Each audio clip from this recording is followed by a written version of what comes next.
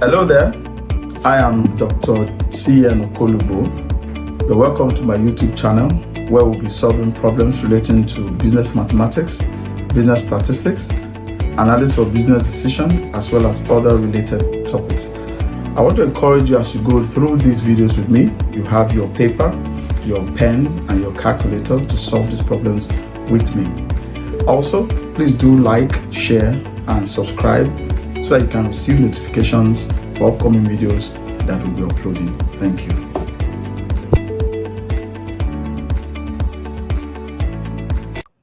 Hello there. You're welcome once again to another lecture series on skewness of a distribution. Today we are going to look at another example of group data. Let's quickly get to the board and see what we have.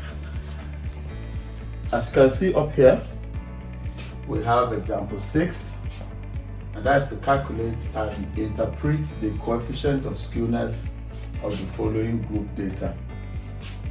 The group data is given as 10 to 14, 15 to 19, 20 to 24, up to 45 to 49. As we've been doing in earlier videos, earlier lecture sessions, you realize that when you need to calculate the skewness, you need to find the mean, determine the mode, and divide by standard deviation. So let's look at remind ourselves of the formula again. Skewness is given as mean minus mode divided by standard deviation.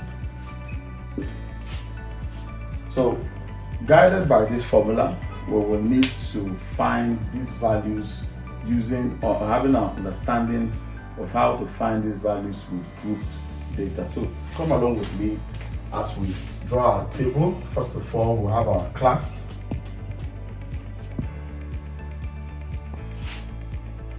Then we have the column for class, and we'll write out the class interval. We have 10 to 14, 15 to 19, 20 to 24, 25 to 29, 30 to 34, 35 to 39, 40 to 44, and then 45 to 49.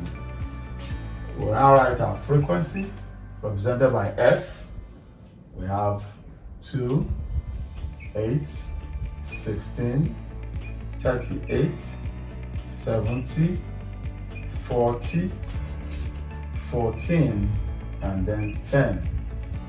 The first thing we need to do is to find the mean of this distribution. And to find the mean of this distribution, the formula is given as summation fx divided by summation f, which is the number of distribution. Let's write that formula up there so we will not forget. I want to write it here. We have our mean, which is this, summation fx all over summation f. So let's go back to our table and find summation fx. Then we'll now find summation f and divide. To find summation fx, we have to define our x value, and the x value is the midpoint or the class mark. So let's have here class mark or the midpoint. The class mark, can you recall how we calculate class mark? Class mark is the sum of the lower class limits and the upper class limit of each class divided by 2. For the first class, it will be 10 plus 14. That gives us 24. 24 divided by 2 will give us 12. So that will be the class mark. So 12 will be the class mark. Now, what will be the class mark?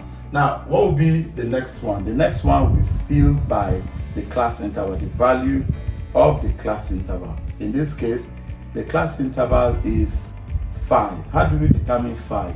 5 is determined by counting the number of elements in each class. In this case, we have 10, 11, 12, 13, and 14. That's 5. Or you find the difference between the lower class limits of one class minus the lower class limit of the other class. In this case, 15 minus 10 is 5, or 19 minus 14 is 5. So 5 is the class mark. What we'll now do, we'll fill up these spaces with the class mark, adding the class mark to each one. So in this case, we now have 12 plus 5, 17, 17 plus 5, 22, 22 plus 5, 27, 27 plus 5, 32, 32 plus 5, 37, 37 plus 5, 42, 42 plus 5, 47. So we have our class mark. The next thing we do is to now find fx. That is this column multiplied by this column. Let's quickly solve that. So 2 times 12 is 24. 8 times 17 is 136. 16 times 22 is 352. Please make sure you have your calculator with you so that you can solve along to make you grasp what we're doing. Now 38 times 27, 1026. The next one, 70 times 32, 2240. Then 40 times 37, 1480. Then the next one, 14 times 42 will give us 588. And last but not the least, 10 times 47 will give us 470. So we are to find the sum of this. So I will draw this line and put the summation sign here. Now can you quickly add this up? Add the value of fx. What do you have? Thank you. What you should have is 6,316. 6,316. Now, what do you have as the sum of f? That's frequency. What do you have? What you should have is 198. 198. So let's use these values to find our mean. Come, follow me here. We have 6,316 divided by 198. And what would that give us? Have you done that? Okay. What should give you is 31.9. 31.90. Well, just leave it as 0.9. So we are now to find the deviation from the mean. That's the next column we are going to have on our table. Let's go back to our table so that we have x minus x bar. X minus x bar. That's our deviation.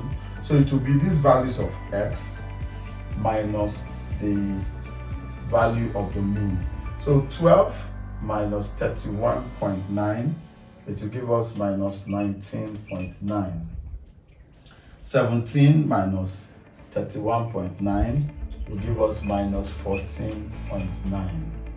The next one will give us minus 9.9. Please do this quickly with me. The next one will give us minus 4.9. The next one will give us 0.1. The next one will give us 5.1. 42 minus 39.9 will give us 10.1. Then the last one will give us 15.1. So that's what we have. What do we do with this? We will now find the square of the deviation. the square. So x minus x bar all squared. We'll find the square so that we can eliminate the negative sign, and as well is because we need to find the variance of the distribution for us to determine the standard deviation.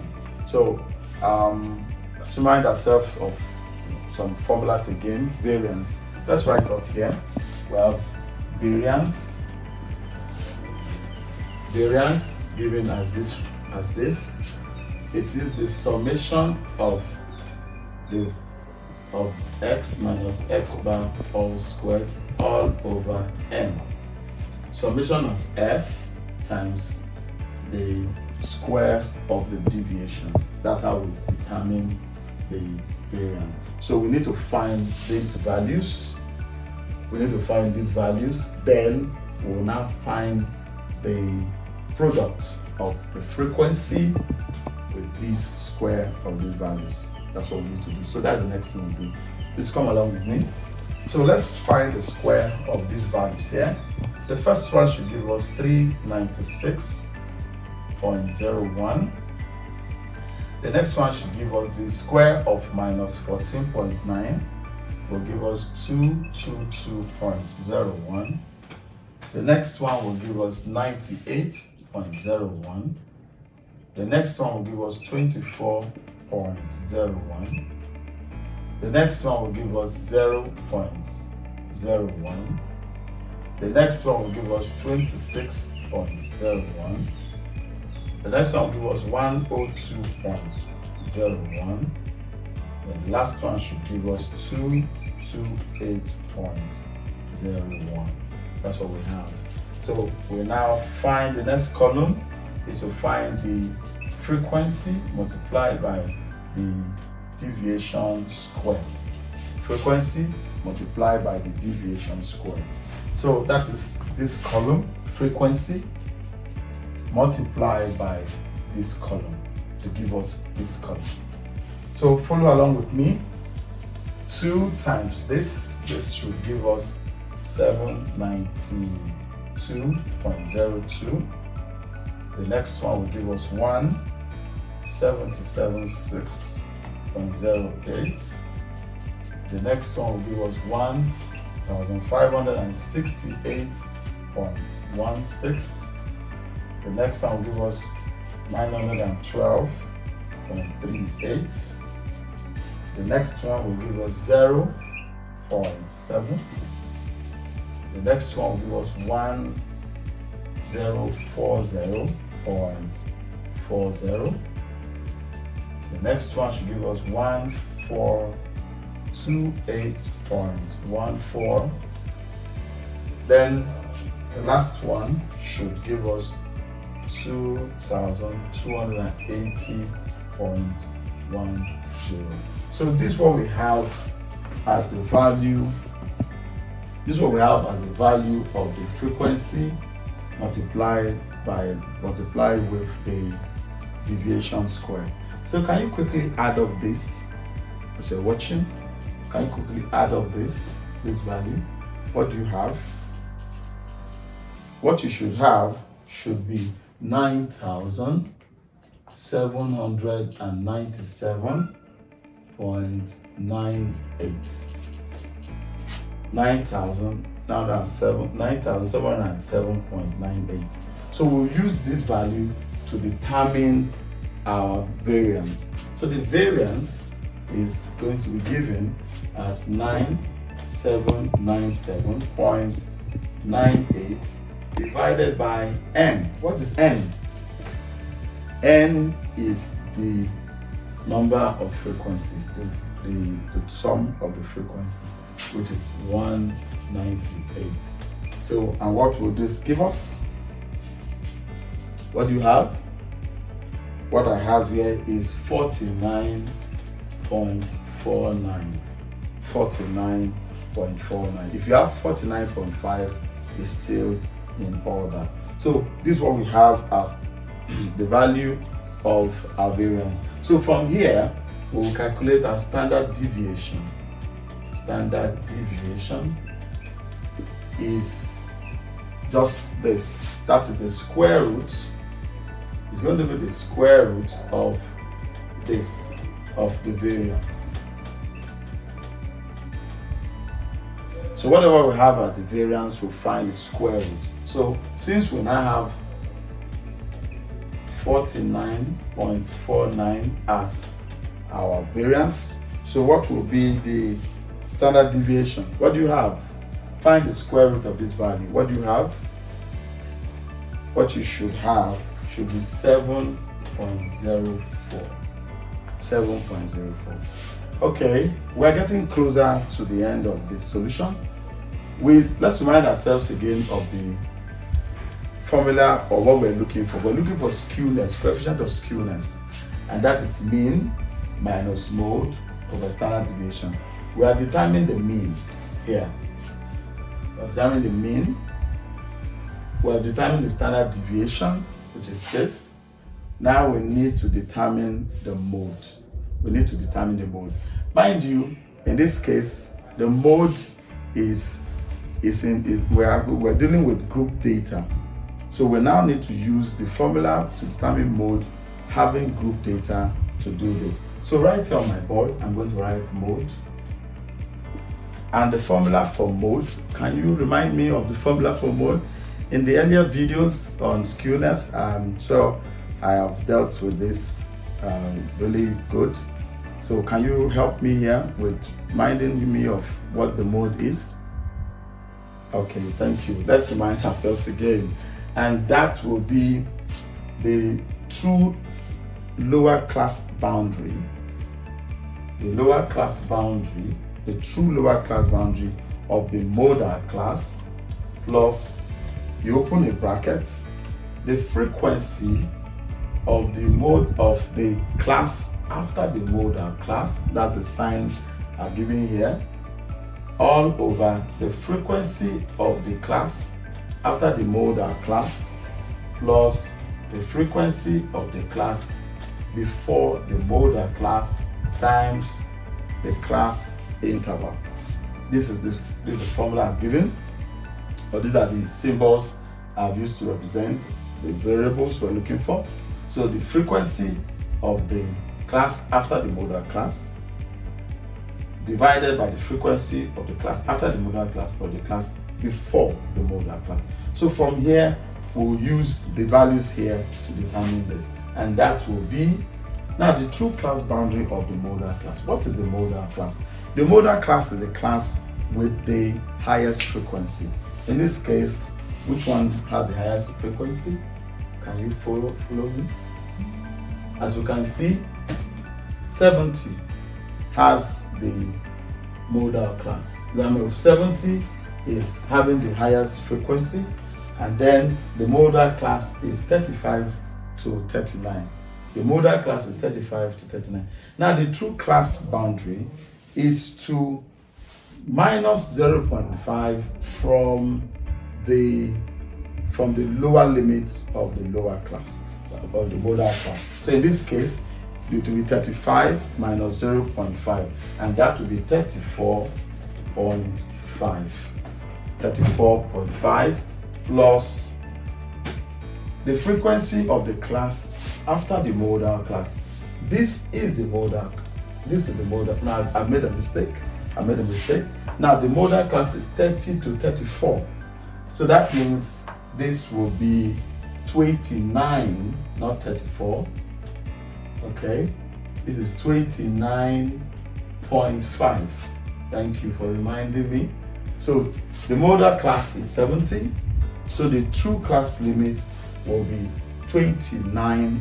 This is 30, but the true class limit is when we deduct 0.5 from this value. So that will be 29.5. So this is it. All right.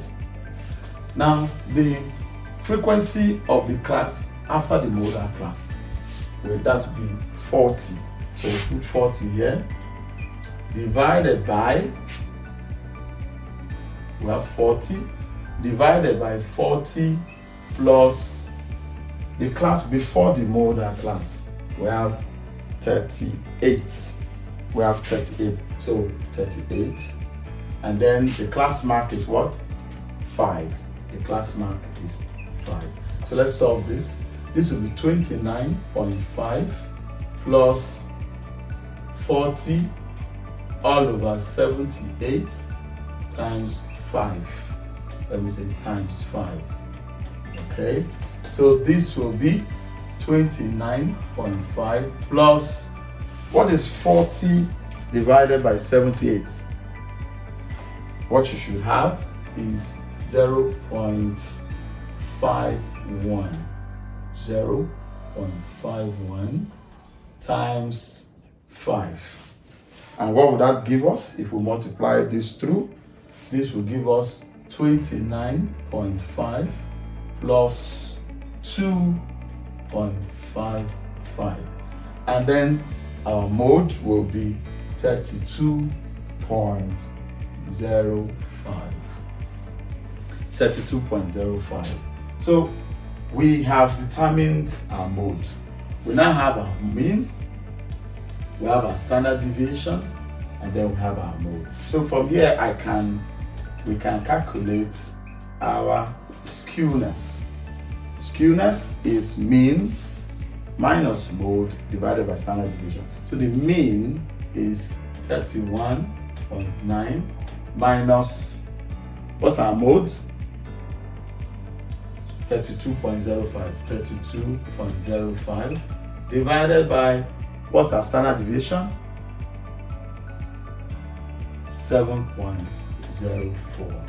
So what will be our answer? Can you calculate this quickly for me at home? What you should have at first should be alright, what you should have at first should be minus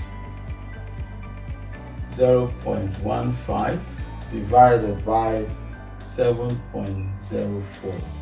So that the skewness, the coefficient of skewness will be minus 0.02.